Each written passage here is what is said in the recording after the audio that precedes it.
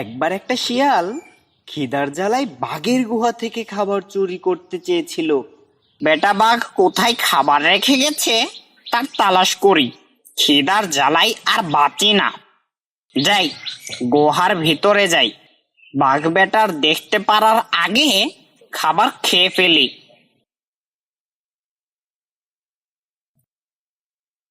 আরে, এ তো একটা গরু। এতটা তো আমি টেনে নিয়ে যেতে পারবো না। ঠিক আছে, যতটা পারি খেয়ে চলে যাই। শিয়াল গরুর গোশত খেতে লাগলো, আর অন্যদিকে খরগোশের গোস্তটা অনেক মজা লাগলো। আজকের মতো আমার খাবার হয়ে গেছে। এবার গিয়ে আমি বিশ্রাম নিই, রাতে গরুটা খেয়ে নিব। আরে শিয়াল, এইখানে কি করছিস? আয় হায়, তুই দেখছি আমার গুহায় এসে আমার খাবার খেতে শুরু করেছিস। তুই এত বড় সাহস কোথায় পেলি? মানে আসলে হয়েছে কি, তুই নিশ্চয় এখন আমাকে ছয় নয় বুঝিয়ে পালাতে চাইবি, কিন্তু তা আমি হতে দেব না। তোকে একটা উচিত শিক্ষা দেব। কিছুক্ষণ পর শিয়াল, এই শিয়াল, জি বলুন বাঘ মহাশয়, কিসের জন্য ডাকলেন? যা আমার জন্য খাবার নিয়ে আয়। আর মনে রাখিস, খাবার না আনতে পারলে আমি তোকেই খেয়ে ফেলবো। মনে থাকবে বাঘ মহাশয়, আমি এখনই যাচ্ছি। শিয়াল খাবার খুঁজতে জঙ্গলে গেল, আর সে একটা খরগোশ মেরে নিয়ে এলো। খরগোশটা খেয়ে নিন বাঘ মহাশয়। বাঘ পুরো খরগোশটিকে একাই খেয়ে ফেললো, আর তারপর বলল, হুম, অনেক মজা লাগলো খরগোশটা।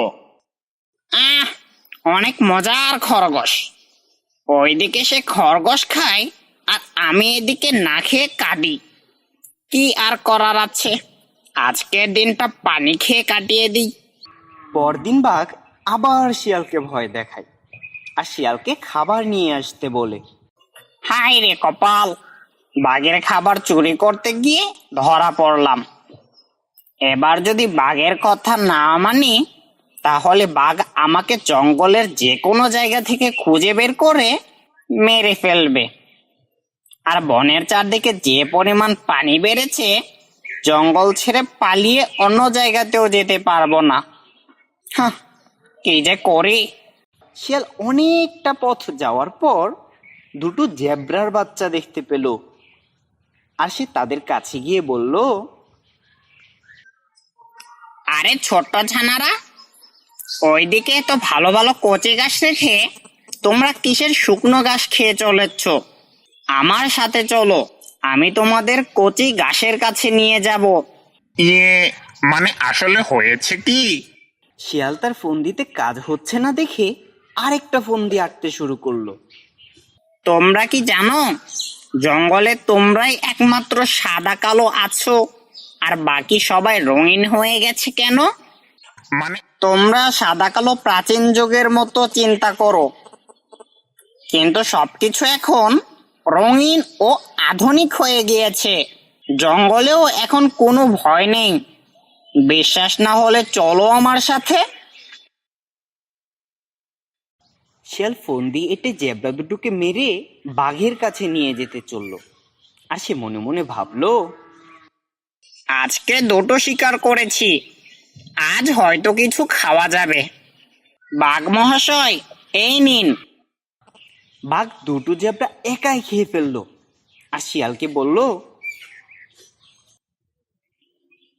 দুইটি শিকার করেছিস বলে আজ তুই এই হাড্ডিগুলো খেতে পারিস। নে, খা। শিয়ালের দিন এভাবেই কাটতে লাগলো। সে কখনো খেতে পেত, তো কখনো খেতে পেতই না। এমনভাবে কয়েকদিন কেটে গেল। কিছুক্ষণ পর কি নাতস নতস একটা হরিণ ছানা শিকার করলাম, কিন্তু তাও আবার দিয়ে দিতে হবে বাঘটাকে। ওই বাঘটি শায়েস্তা করার কোনো সুযোগ যদি পেতাম।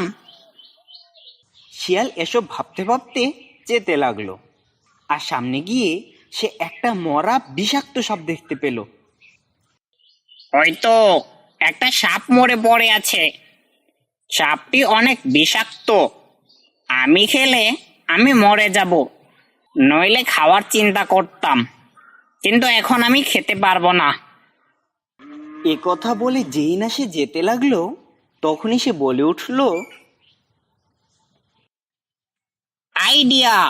এই সাপের বিষটা হরিণের সাথে মিলিয়ে বাঘকে খাওয়ালে বাঘ তো মারা যাবে, আর আমিও তখন মুক্তি পেয়ে যাব।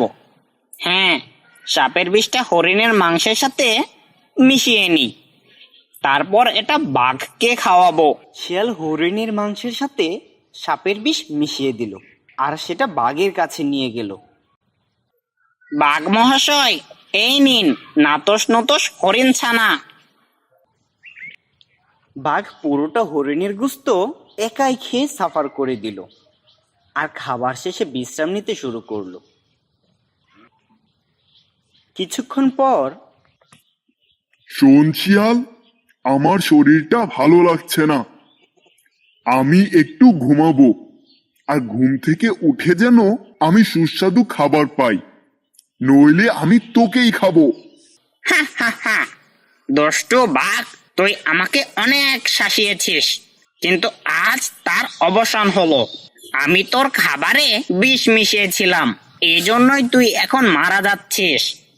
দেখ অত্যাচারের কি পরিণতি হয়। শিয়ালের এসব কথা শুনে বাঘের অনেক রাগ হলো, কিন্তু কি আর করা যাবে, বাঘের শরীর এতখানি অনেক দুর্বল হয়ে গিয়েছিল, তাই সে শিয়ালকে কিছুই করতে পারলো না, আর শিয়াল মুক্তি পেয়ে গেল। আর এইভাবেই অত্যাচারের পতন হলো।